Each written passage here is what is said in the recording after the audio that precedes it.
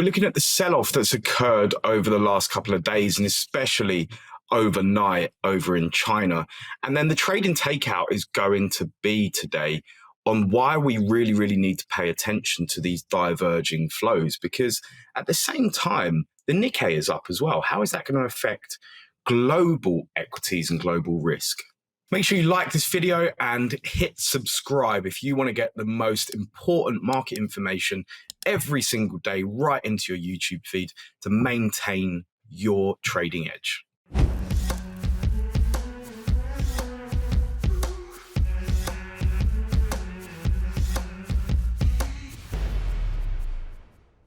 So overnight, we've seen some pretty significant selling off on Chinese shares. So I'm just looking at the Hang Seng here. This is the cash market. We can see that on the day, we're actually down 2.33%. We were down a little bit more a little bit earlier, and we traded to the lowest price, and we're still pretty much at the lowest price, but we traded to the lowest price since November the 1st, 2022. Now, there's not a huge amount of driving behind this. Like, there's no specific event that we can point to that says, yeah, that's the reason. But there's kind of a few, anti-risk things that have come about recently. And I think the interesting part of this is that Trump sort of pushing out the other candidates from the US election seems to have coincided with a pretty much a faster fall in Chinese-related equities. If you look at just when Vivek, decided not to run in the primaries, he has, he sort of ticked off this rally. It started this collapse. Sorry, it started back here just last week. Excuse me. Then just last night or Friday, maybe it might have been, or Saturday, DeSantis has also pulled out of the race for president. So these things are relatively anti-sentiment, especially when we consider back to 2017-18, when Trump had the Chinese trade war. If it becomes more likely that there's another trade war, that is going to affect the Chinese economy, because obviously if there's less US buying, then the Chinese economy weakens. More specifically, it means that Chinese companies are not achieving as much revenue. So it makes sense perhaps from that perspective. Then, of course, you've got the issues to do with the Red Sea. Any sort of issues where, containers are going to be affected. Lots of containers come from China for goods that are meant to be directed towards Western Europe, and obviously the US as well. Anything like that is going to become a severe issue too. It simply means that the prices of containers will have to increase, therefore margins decrease, and maybe less demand for Chinese goods occurs. So there's multiple different factors that we have to consider here, I guess. And if we were to look at as well, let me find the right ticker. If we were to look at let's look at this one. So if we look at the large cap Chinese ETFs, you can see here as well, it's been a consistent collapse from the start of the year. So these are all factors to be looking at. But something that I find really, really interesting about this is that naturally we are also seeing a fall in the S&P 500.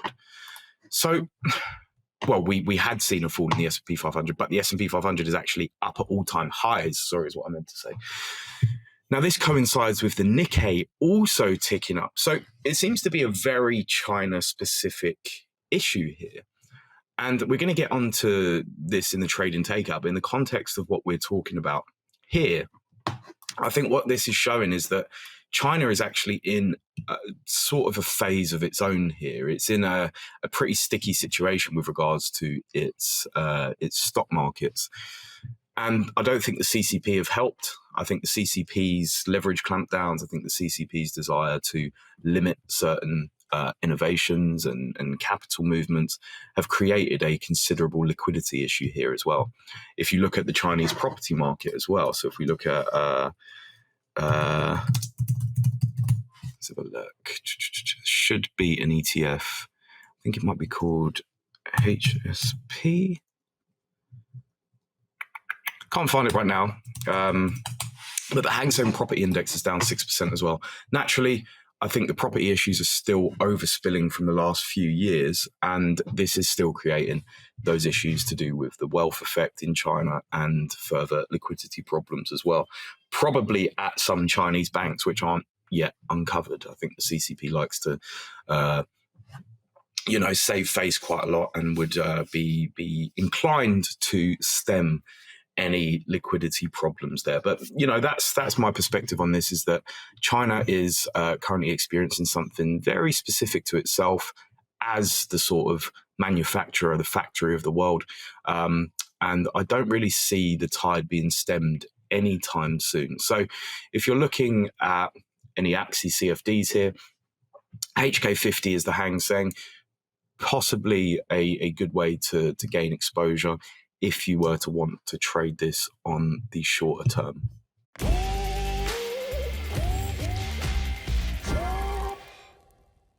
So the trading takeout today is, how does activity in the Asian session, or more specifically Asian equities, relate back to risk sentiment generally in global stocks or risk or equities? And I think the key bit here is naturally that the Asian session is occurring before, the European New York sessions. This means that there is a barometer of risk sentiment that we can take from this. So in the FX world, it tends to be that when the Bank of Japan comes and does something overnight that's quite drastic, that sets the tone for the rest of the day.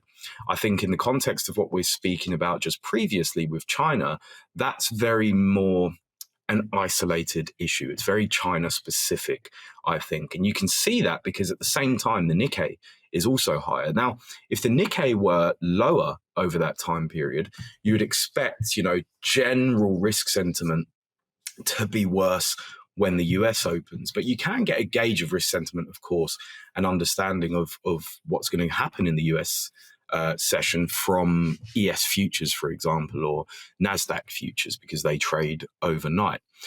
But that doesn't necessarily mean that there could be sort of a negative waterfall on price. So you really need all the equity indices to sell off or gain at the same time to have a broad-based understanding of where the US might be when the market opens. And I think that understanding the nuances between, what is occurring versus one stock market index versus another is absolutely key. And, the perfect example of this is understanding that probably there is some influence from Trump becoming the more likely presidential candidate versus, a broad-based equity sell-off. So the context of today's trading takeout really is related to the previous video, which is that China is currently in a spot of bother in an isolated format.